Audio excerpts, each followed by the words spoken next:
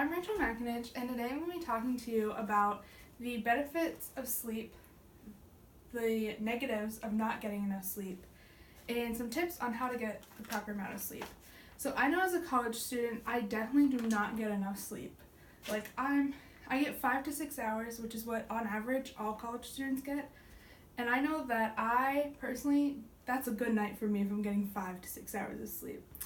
We're actually supposed to be getting 8 to 9 hours every night, and I haven't got 8 to 9 hours of sleep in a long time. So I'm first going to be talking about the benefits of getting proper sleep. One main benefit, one of the biggest ones, is health. So it's proven that students who get the right amount of sleep miss school and work a lot less than people who do not. And it's also proven that later on in the future, there's a lower risk for diabetes and serious health conditions like that. Another benefit is grades. So, studies show that students who get a good night's sleep perform much better academically than students who do not.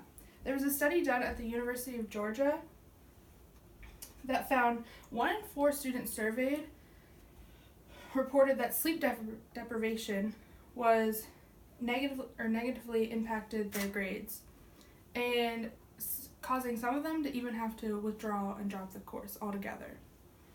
The last benefit I'm going to be talking about is mood. So when you get enough sleep, it affects all areas of your life, including your mood.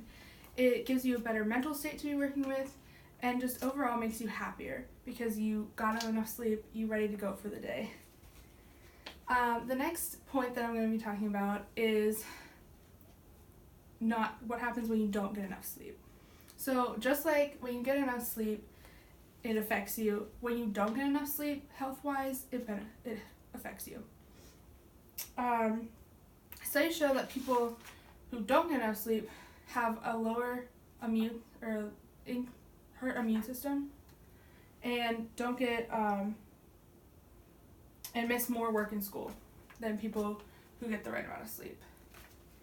It also affects your coordination, which is something that most people don't think about, but especially if you're a college student commuting to school every day and driving back and forth, or a student athlete who has to catch balls and do all the different stuff that student athletes have to do, it affects you. So it could cause you higher chance of accidents driving, and could cause you the win in a game for a student athlete. It also affects your mood. If you don't get enough sleep, studies show that there's a higher chance for suicidal thoughts, and it just gives you more chances of feeling hopelessness and sadness. So now I'm going to share with you some tips to get the proper amount of sleep.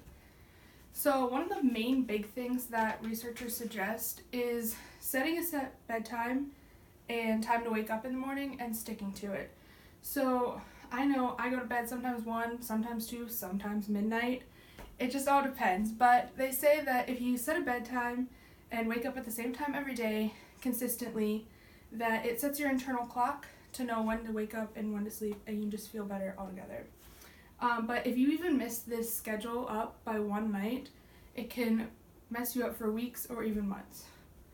The next is to shut off all devices and electronics before you go to bed, because I know personally I like to scroll through Facebook, be on Snapchat, watch my Netflix before I go to bed, but they say the light from your screens triggers something in your brain to think that it's daytime when it's nighttime, so it's harder for you to fall asleep.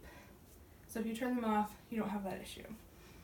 The last one I'm going to be talking about is taking naps. I know personally I love a good nap. I love a nap without an alarm. That's the best. But they say that a nap is only effective if you take it for 20 to 30 minutes. Anything longer can mess up your sleep schedule and your internal clock. The next thing is also not to nap after 4 p.m. because that can again mess up your internal clock, give you a harder time falling asleep at night. So in conclusion, these are just some of the many benefits and issues that come from not getting the proper amount of sleep. I know that I personally will try and work on this because it is so important and it affects every single area of your life by getting the right amount of sleep.